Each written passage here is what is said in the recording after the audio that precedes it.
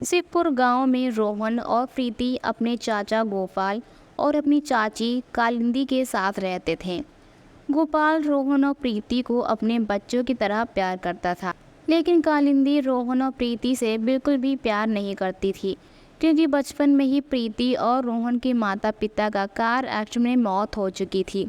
तब से दोनों बच्चे अपने चाचा और चाची के साथ ही रहते थे। रोहन और प्रीति माता दुर्गा को बहुत ज़्यादा मानते थे और दिन रात माता दुर्गा की पूजा में लगे रहते थे, और इन दोनों के मन में भी माता दुर्गा के लिए सच्ची साधना थी। एक दिन प्रीति अपने घर के बाहर अपनी सहेलियों के साथ खेल रही थी। तभी कालिंदी उसको जोर से आवाज़ लगाती है, प्रीति, ओ प्रीति, कहाँ मर गई? ये लड़की जब भी देखो तब घूमा करती है और कोई भी काम नहीं करती, जैसे इसके पास कोई काम है ही नहीं। तभी प्रीति अपनी चाची कालिंदी की ऐसी आवाज़ सुनकर कालिंदी के पास आ जाती है और बोलती है, चाची, मैं तो पूरा काम करके ही खेलने गई थी। कालिंदी बोलती है, हाँ तो काम हो गया तो रात के खाने की तैयारी कौन करेगा? तेरा बाप जो मर चुका है। उतने में ही रोहन भी वहाँ पर आ जाता है। कालिंदी बोलती है, क्यों रे, तू कहाँ था इतनी देर से? कभी कभी अपने चाचा के साथ खेत पर भी चला जाया कर, वो तो दिन रात अकेले लगा करते हैं। तुझे शर्म नहीं आती? हम दोनों मिलकर तुझे खिलाते हैं और तू हमेशा घर से बाहर ही रहता है।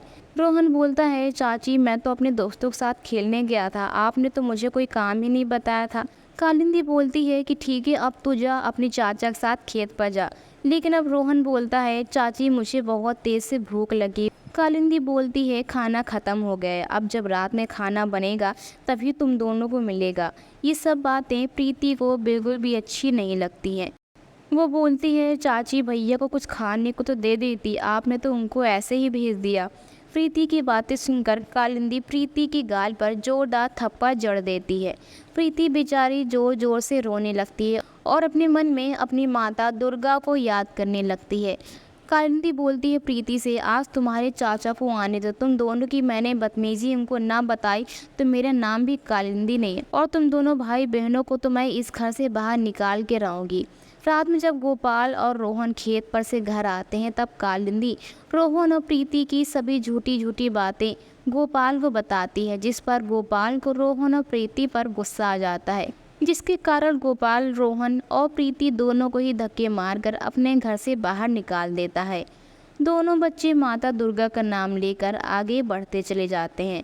कुछ देर चलकर प्रीति को माता दुर्गा का एक मंदिर दिखाई देता है। प्रीति बोलती है, रोहन भैया, वो देखो माता दुर्गा का मंदिर, क्यों ना हम आज उसी मंदिर में ठहर जाएं। रोहन और प्रीति पूरी रात उस मंदिर की आंगन में गुजार देते हैं। सुबह जब पंडित जी मंदिर में आते हैं तो रोहन और प्रीति को देखकर पूछते हैं, अरे बच्चों, तुम दोनों यहाँ पर क्या कर रहे हो? रोहन और प्रीति पंडित जी को अपनी पूरी कहानी बताते हैं, जो कि उनके साथ उनके चाचा चाची ने किया, और पंडित जी से प्रार्थना करते हैं कि पंडित जी, आप हमें इस मंदिर में रहने की आज्ञा दे दीजिए। जैसे ही हमारा कुछ काम हो जाएगा हम यहाँ से चले जाएंगे। पंडित जी बोलते हैं, तुम दोनों यहाँ पर नहीं रह सकते, लेकिन हाँ, मंदिर के पीछे मेरी एक कुटिया है, वहाँ पर तुम दोनों रह सकते हो जितने दिन तुम चाहो। अब रोहन और प्रीति की खुशी का ठिकाना ही नहीं रहता। अब रोहन और प्रीति खुशी खुशी पंडित जी की कुटिया में रहने लगते हैं। एक दिन रात में रोहन और प्रीति जब सो रहे होते हैं तब रोहन के सपने में माता दुर्गा रोहन को दिखाई देती हैं और माता दुर्गा बोलती हैं, मेरे बच्चों, तुम दोनों बहुत मेहनत कर रहे हो, तुमको इसका फल ज़रूर मिलेगा। और माता दुर्गा रोहन को पूर्व दिशा की ओर चलने का भी संकेत देती है। सुबह उठते ही रोहन चौंक जाता है और सभी बातें अपनी छोटी बहन प्रीति को बताता है, जिसके बाद प्रीति और रोहन मिलकर पूर्व दिशा की ओर चलते चले जाते हैं। बहुत ज़्यादा चलने पर उन दोनों को कोई भी रास्ता नहीं दिखता और ना ही कोई ऐसी चीज़ दिख रही होती जैसा कि माता दुर्गा ने उन दोनों को सपने में संकेत दिया था। थोड़ा और आगे चलने पर रोहन और प्रीति को एक बूढ़ी औरत दिखाई देती है, जो कि हाथ में लाठी लिए हुए कमर झुकाए हुए जा रही थी। वो बूढ़ी औरत रोहन और प्रीति के पास आती है और बोलती है, अगर तुम दोनों के पास कुछ खाने को हो तो दे दो, मुझे बहुत ज़्यादा भूख लग रही है बच्चों। जिसके बाद रोहन और प्रीति अपनी पोटली छानने लगते हैं।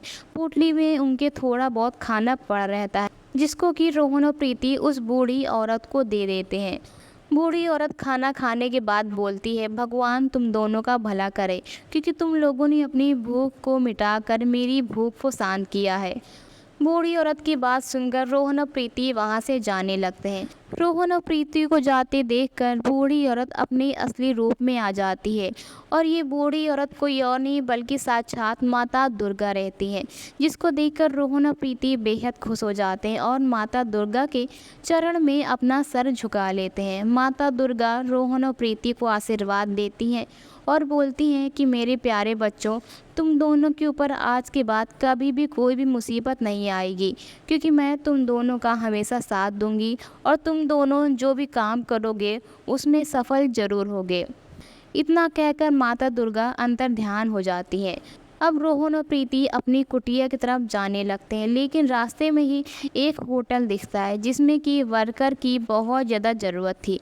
रोहन इन सभी चीज़ों को देखकर बहुत ज़्यादा खुश हो जाता है। अब रोहन उस होटल के अंदर जाता है और उस होटल में काम करने लग जाता है और प्रीति भी उस होटल में झूठे बर्तन धोने का काम करती है। धीरे धीरे करके रोहन और प्रीति के पास काफ़ी पैसे इकट्ठा हो जाता है और समय गुजरने के साथ साथ रोहन और प्रीति अपने पैसे जमा करके अपना खुद का भी एक होटल खड़ा कर लेते हैं, जिसके बाद रोहन और प्रीति के पास पैसे धन दौलत की कोई भी कमी नहीं रहती। और एक दिन गोपाल और कालिंदी रोहन और प्रीति की होटल में खाना खाने के लिए आते हैं, जिसको देखकर रोहन और प्रीति बहुत ज़्यादा चौंक जाते हैं, क्योंकि ये तो उसके चाचा चाची ही रहते हैं।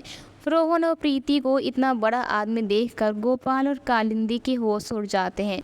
अब गोपाल और कालिंदी रोहन और प्रीति से माफ़ी मांगने लगते हैं और जिसके बाद रोहन और प्रीति अपने चाचा चाची को माफ़ करके एक ही घर में खुशी खुशी रहने लगते हैं।